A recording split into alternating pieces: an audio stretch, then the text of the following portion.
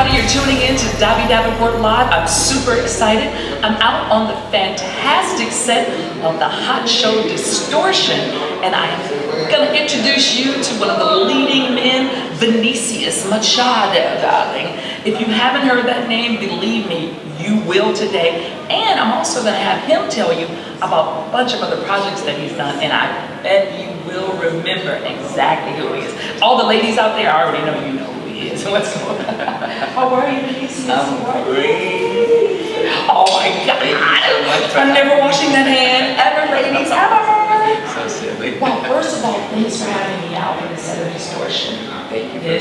Oh my God, this is as I was just saying with Maya and Tanya, as we were all chatting and with you, the energy is so good on the set. Yes. You can really see that you bring a lot of it. I got a chance to kind of do some behind the scenes things with talking to some of the other people, and they said about how much positive energy you bring to the set. So just talk to me a little bit about, talk to the viewer. I'm taking it all, talk to me. Talk to the viewer and I a little bit about what it's like to work on the set of Distortion. But for this particular segment of this interview, I want to talk about you. I want to talk about you as a family person. I want to find out about where Vinicius came from, the name, and just because I also know that you do a little behind the scenes work as well. So, you know, that's why I'm sure you can appreciate what they do because you've been on that side of the scene as well. So, Yeah, well, filmmaking is such a collaborative process, you know, that I think being behind the scenes has helped me to understand each specific role. And so, you know, a lot of actors, they can get caught up in, you know, I'm the star, I talk about me, so forth and so on, and that can create tension, you know, and not necessarily always intentionally, but unintentionally, you can create some friction, and then it just makes it, you know, bad and very uncomfortable, you know, because these people become your family in a way, because you spend so much time, so much time together, days and months, and sometimes years, so. And long hours. And long hours, huge long hours, you know, so you get to know, you know, very closely what takes some Did Mayan say that he looks at you all's pictures at night? Okay. I'm like, is he about to get? I'm looking at their photos, and then I'm like, wait a minute, Mayan, this isn't that show. That's a different show. That's a different show. Wow.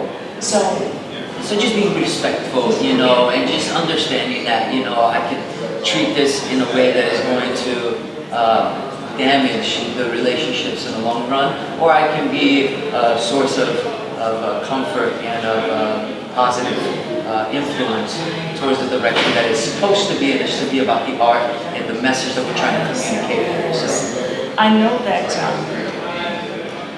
it's funny because when Quincy invited us to come down today, I was extremely excited, and I spoke to you and said that one of the reasons I was excited is because of your anti-bullying advocacy and who you are with that and what that means to you. I did my research and really realized why it is so dear to your heart because of your own personal experiences. So for anyone that's out there, can you talk a little bit about that? yeah, no, definitely.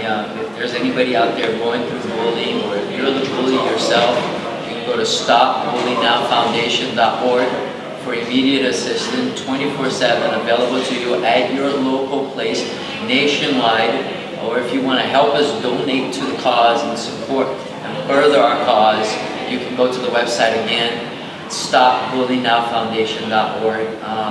I wanted to be a part of an organization that supported anti-bullying, specifically because when I came here from Brazil at the age of 12, I was bullied in many different ways for being a foreigner, not knowing the language, and that led me to eating a lot. I became very obese, and that led to, I did. Ladies, we could never believe that you came. I know, yeah. Amazing. Thank you. Years. No, but So you're being bullied. You came here, you didn't speak the language. I didn't, yeah. Okay. Yeah, and that led me down to a dark path, long story short. And I was in a near car death crash in the year 2000.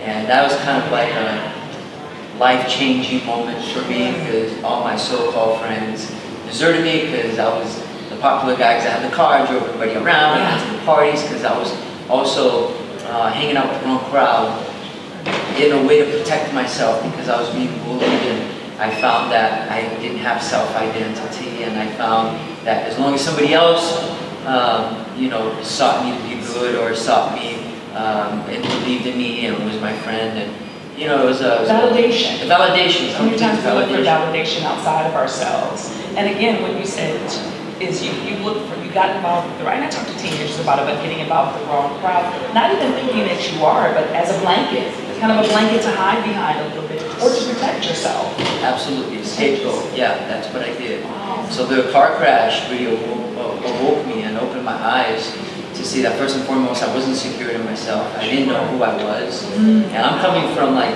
Brazil, where I was the man, and I'm playing soccer, and I'm on a soccer team. Everybody's, my friends, and then I come here. It's a cultural shock. Don't know the language. I don't have any friends. Don't know anybody, and I'm being made fun of. And I'm like, well, what's going on? What made you move here? My dad's job at the time, he saw the opportunity to be able to get us out of Brazil, and I'm very thankful. I thank God every day for it, because it was not only an opportunity of a lifetime, but I don't know that I would be not just in the career that I'm in, but the man that I am today had I stayed back in Brazil. Because, opportunities and all that, but it was just a different life altogether. So, I'm very thankful. Brazil is very beautiful. Very beautiful. Place. Don't get me wrong. I love Brazil. Yeah, absolutely. And it's my heart to be able to go back, and I'm seeking, and I'm already in that process. I have representation out there. Planeta Brazil did a documentary on me about 2 months ago, so we're working to get there, because it's always been a part of my long-term career dream to be able to act in my own country as well. So wow. I definitely foresee that happening. Nobody was saying it, but now you spoke about your father. I know that you and your mother are very close also.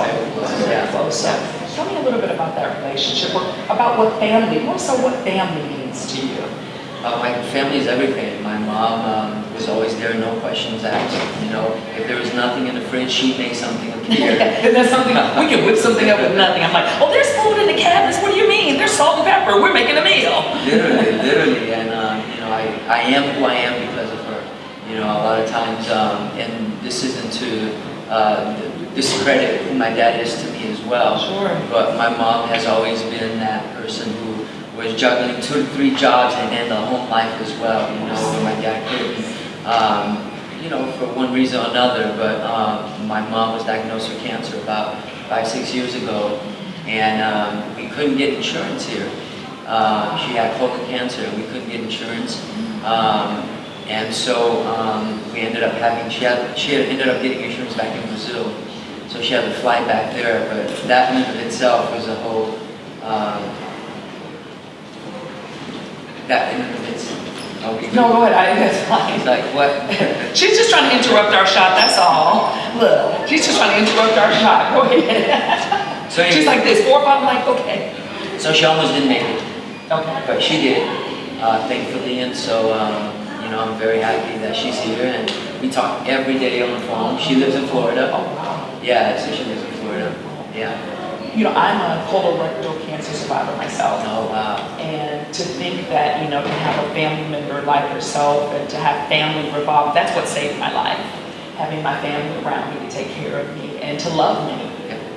That was it. And the doctors, absolutely, God number one for me. God said to me, Davi, I got this. Right. But my family was there with me. So I know that she appreciates you. Oh, yeah. What's up next for Vinicius? Well, I am doing another feature film after this one. I can't talk about it, unfortunately. Oh my God. We want to know the secrets, why don't ya? It is based I on have a ton of true pictures story. of her. Oh my God. I have a ton of pictures of you. And your name again? Alex. Alex? Yeah, what's up next for Vinny? He's coming back to me for lunch. Okay, well he's coming for you right now. She's lovely. First Oh, I got some lady, pictures of Alex. you. Yes. I love you. Come and say hi real quick. Come here. Come on. I'm behind the camera. So you can't say what's happening next. Now you got the viewer on pins and needles. They're like, wait a minute, what do you mean you can't say what's next? I'm going to be bringing you that story. Don't worry about it. But I just dropped a verse on Ariane Andrews' single hit, Wrong Number, supporting anti-bullying. Are you serious? Yeah, I am. Oh So we're working on some music right now as well. We're heading to Chicago at the end of this month for my own single. So My we're working on that. hometown. Oh, yeah. So you sing. I rap. Okay, you rap, I rap. you act, you're a producer, you're a writer. Yes. Ladies, that's what you get in Brazil. Well, you know what? For anyone that's tuning into Davi Davenport Live, I'm so excited. I had the opportunity to come out to LA Center Studios and have a chat with the producer, the director, and the leading man of Distortion. Whatever you do, don't touch that dial. Hey, and guess what? I'm going to find out what's coming up next, so don't turn it off. I'll talk to you guys real soon, okay? Bye-bye. See ya. Bye, guys. See ya.